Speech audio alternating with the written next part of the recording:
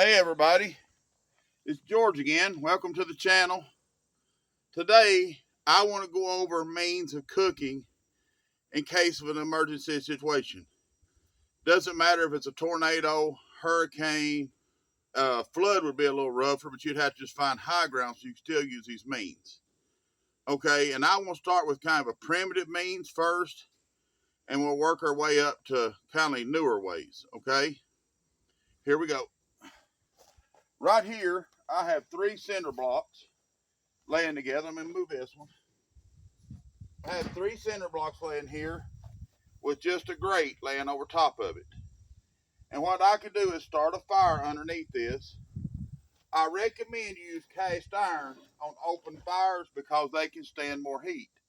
But I can lay my skillet on there, fix whatever I'm fixing. Okay, and then if you've got a cast iron pot and you're making a stew or something, just set on there and you're good to go. Okay, this is the basics, just the very bare basics of cooking. You can use rocks, you can use cinder blocks, whatever you have. Okay. Over here, now I'm going to use this grate here, over here. And see, I have a stand that this goes on that you can hang that pot on too. Okay, right here is a fire pit. And it come from Walmart. But you just start a fire in here, put this grate on top of it. It comes with a grate. It just didn't last very long. So you put your grate on there. It's the same principle. Just put your skillet or pot on there and let it cook. Okay. Right here is just a cheap little grill that burns charcoal, wood, or whatever. You just take this off, start you a fire. It's got a little grate in the bottom. You kind of get it in the middle. And it's got vents on the bottom that you can adjust the airflow. You get your fire started. You put your little grate back on there. And you can cook on that. Just simple. And see, it comes with this. And it's got a little airflow adjuster right here. So you can kind of control the fire and how hot it is. And right there, you're good to go. Now, this is 3 of the most basic ways and probably the cheapest ways. Now, I got this give to me. I don't know how much it was. But, it's just a fire pit. And it's lasted here probably 7 or 8 years. But these cinder blocks, rocks, and stuff like that, you cannot beat this method here. And you can actually, there's a way of turning this into a rocket stove. I don't think I have enough cinder blocks to do it, but you can get a fire going in there and let it draft up and make a rocket stove out of cinder blocks. I'll make a video on that at some other time when I get some more cinder blocks. Okay, let me get some stuff together and we'll go inside and talk about some other means of preparing food when the power's out. Okay, as everybody knows, I love to fish, hunt, go camping, and stuff like that. So there is several indoor. Those would be outdoor. Now remember your grill sitting on your deck or patio, you can use it for emergency situations. I would get me a spare tank or two if you have means to do that. And that way, if it comes up for a long period of time, you would have spare tanks.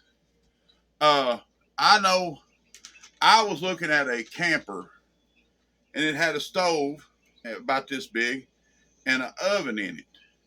If you could buy one of them out of a used camper or at one of these, camp stores used, you probably pick that up for, let's say, $100.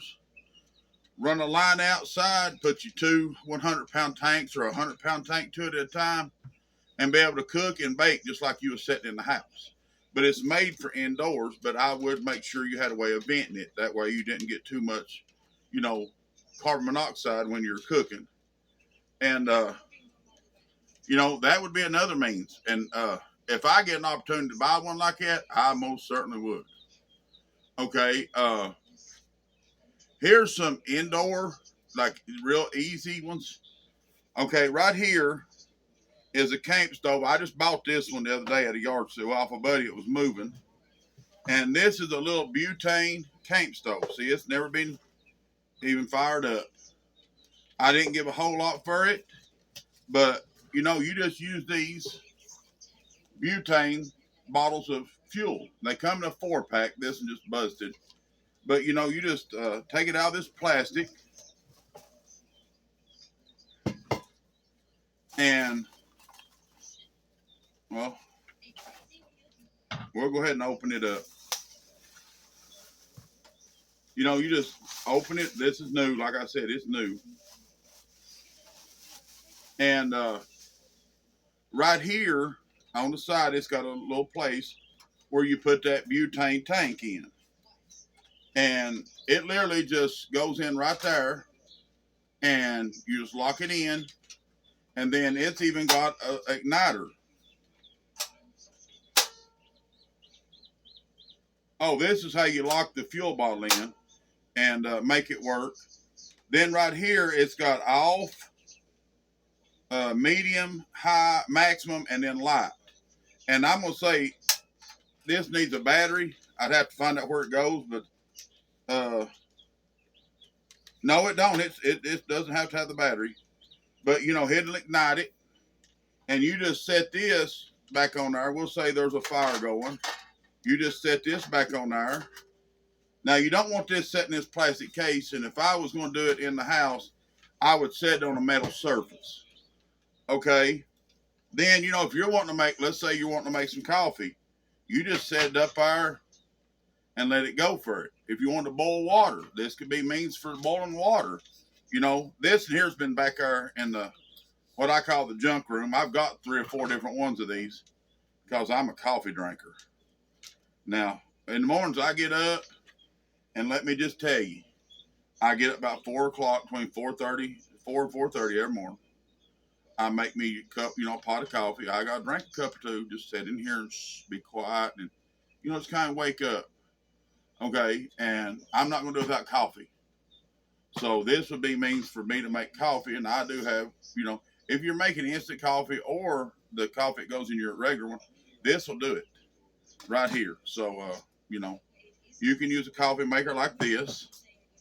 Okay, and the same thing with the, you know, you just put your skillet on there and go to cooking, frying, whatever you want to. And, you know, if you decide that you'll make a pot of beans, just set that right up there and go to work. Now, these here, you can kind of use the more modern day type of stuff on it, like, you know, the non-stick wire stuff. But now on the outside stuff, I don't recommend that because it seems like it peels real bad when you do. So I try to keep cast iron. If you know, I've got like 55, 60 pieces of cast iron. I love cast iron. I've got Dutch ovens, you name it, I've got it. And I've even got cast iron spoons and stuff that, you know, those people used back in the day to stir with so it didn't burn everything up. And I've got things you can make a fireplace that's got 4 different levels so you can lower and raise your pot up. But this just because I collect old stuff. And this here is so when I go camping, I do have means to fix food because I'm a big foodie person, if you can tell. I'm about skinnied up, man. No, but I do. I like to cook. And when I'm out camping and stuff, I want to have several different means to be able to fix food. And, you know, these butane stoves work excellent. And you can see it don't take up a lot of room. You can take and just put it on a shelf or something in, you know, a building or whatever, and it'll be perfectly fine.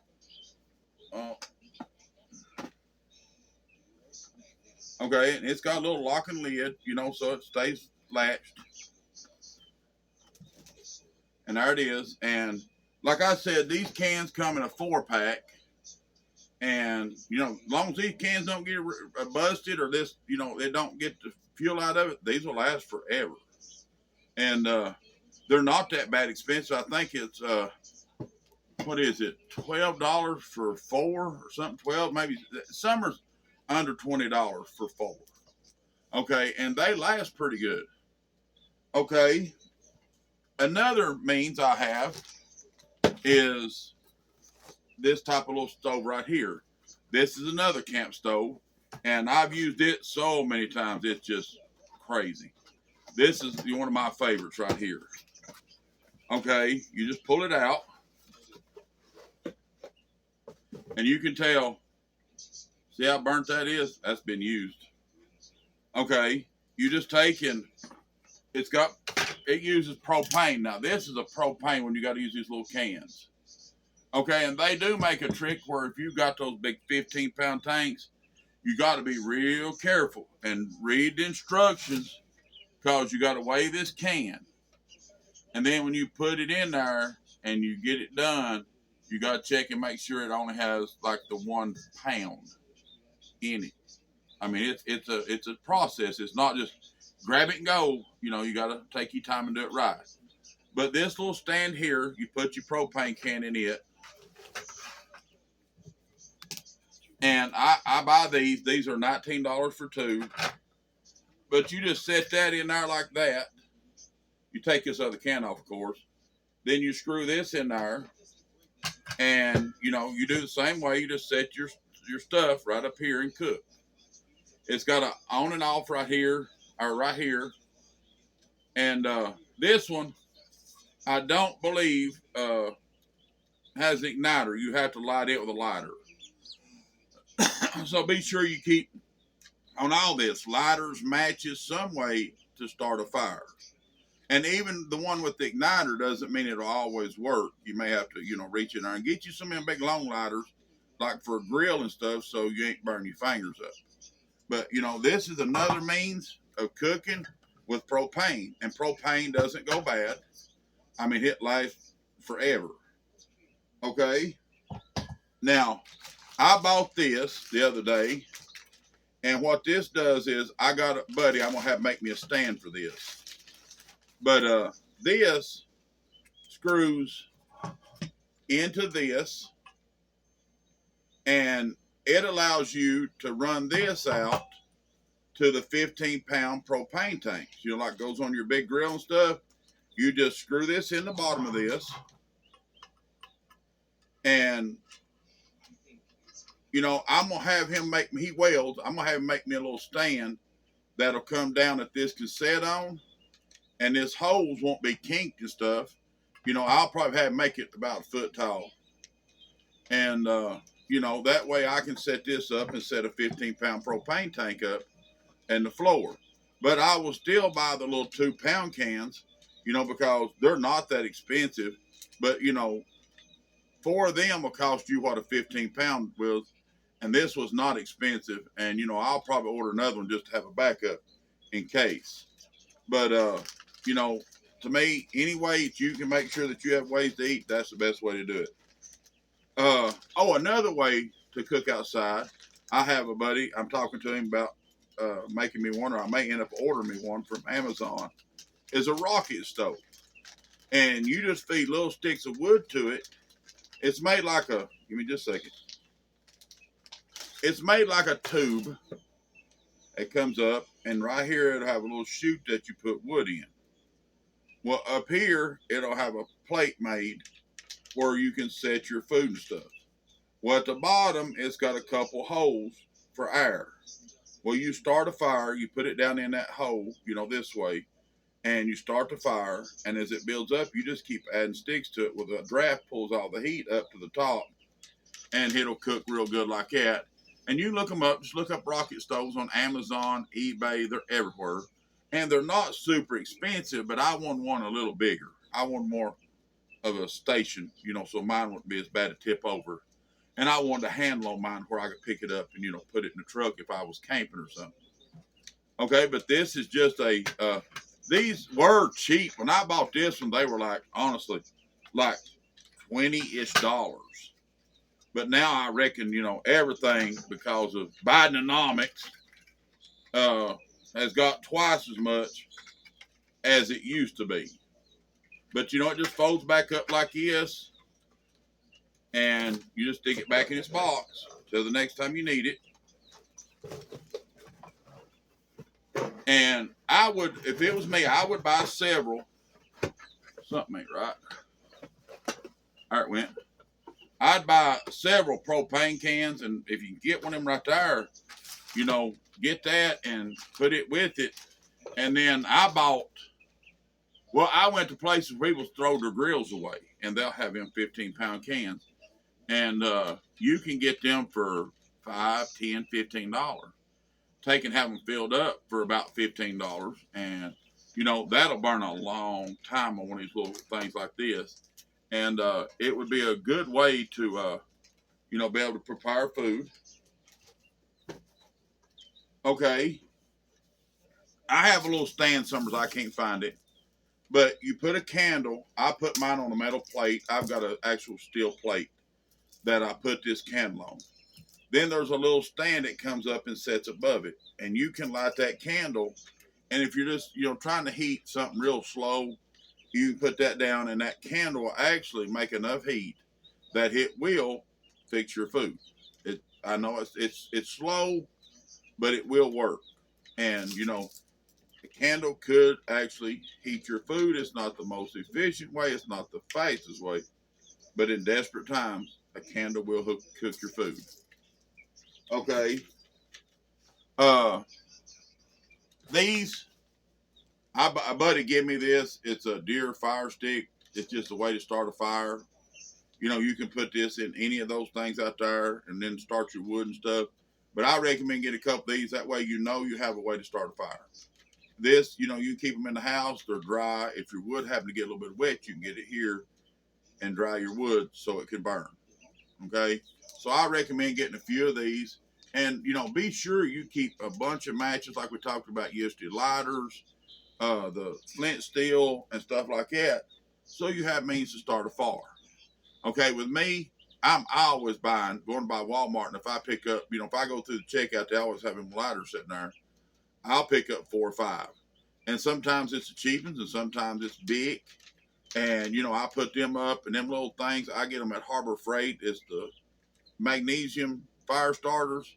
You know, they're 99 cents. And I buy them and put them up. I give them to my, you know, nieces and nephews and stuff, so they have, you know, they have them. You know, it's just, they're easy ways to start a fire. Then I actually have the long flint rod that you know, and that's another way you can start a fire. But you want several ways to start a fire. And remember, boy, you gotta have a way to make that coffee. Okay. Now, I had a buddy that used to drive a tractor and trailer, and he was moving, and I was talking to him, and he found this at a truck stop. They actually sell these at truck stops, and I didn't know nothing about this until he showed me this one. Okay, this is a 12-volt coffee maker. It goes into your lighter, like on your truck. Well, see, I've got a lighter system that goes over here on this solar panel where I can hook this to that battery system, and I can make coffee. And, you know, I found out they make several things like this, and I'm looking into those because, you know, if you got solar and you're doing batteries and stuff, you know, this would be another means of way to, you know, you could heat water and, you know, biggest thing for me would be make coffee. That's what this be get used for. Okay, but he also showed me this. And this is a 12-volt heater. You hook it into your lighter or your accessory plug, and it comes with, like, it's get open. It just opens up like this, and it's got heaters on the top and bottom. Well, I bought a bunch of these the other day, but you can buy these at the truck stop too. They come in a great big old package. You can tell they was turned like this, and the pack is that long, and they're not expensive. But what you do is, if you're wanting to heat something up, like soup or whatever, you just put it in this little piece of tin foil. You set it right down in there. You can do meat. I mean, it would take a while, but, like, you know, this is more of a reheater. But you just take and, you know, put your food in there, latch it up, hook it up, and let it go. Every once in a while, check on it to see if it's hot yet. And when it gets hot, you're good to eat. And, you know, that's a good little idea. And it is 12 volt, but you would need a battery or something like that to run it. And you need a way to recharge that battery. So, you know, it's just, you know, another means. Okay, I'm in the process of making a solar oven. It's not ready yet. The angles on it is kind of, them are 2-pound meatloaf pans, and they're 60 in a pack, and I think they were $12. So that ain't bad. But I'm making a solar oven, and I see them online a lot. You know, you can buy them, and they're kind of pricey. But you know, I'll make a video of the making of the solar cooker, solar baker, whatever you want to call it, and they call it a solar oven. But you know, it's got sides made at an angle like this, and you take and you can put aluminum foil, any kind of reflective surface that's metal, because you need it to protect the wood so it don't catch on fire. I'm going to put metal spacers on mine to where, you know, it kind of holds it up off the wood I'm going to use. Well, it'll be a piece of metal. I've got some flashing that I'm going to clean up real good, and I'm going to bend it to fit that solar oven. And you put your food down in it, and then it's got a piece of glass or plexiglass that folds over it, and you latch it, and you point that towards the sun. And the sun coming through that plexiglass and reflecting off that other stuff, it'll get 350, 400 degrees in there. And it'll cook your supper while you're doing something else. Well, I'm going to do mine. I'm going to put a piece of PVC pipe in the ground and concrete it. Then I'm going to come up and I'm going to take a piece that will slide down in that one. And then I'm going to, you know, glue a piece where it can be rotated. You know, this will sit still, then you can turn that.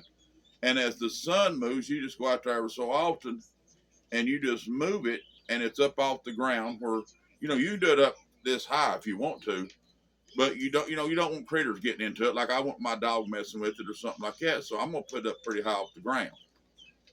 And it's a solar oven. They're not hard to make. Then you can buy them offline if, you know, if that's what you want to do.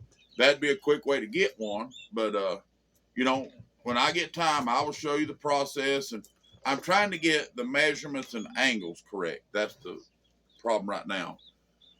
And, you know, I would love to try one of them out, them, you know, ones that's already made. Man, it'd be cool to have one of them. But I would still want to build me a stand to put it on to keep it away from, I got a dog out here that has to mess with everything. And, you know, she's a pup. And I know I got to keep it up out of her reach, or she'd drag it off on the ground, and I'd go my supper. And then we'd be eating Chinese. No, I'm just kidding. But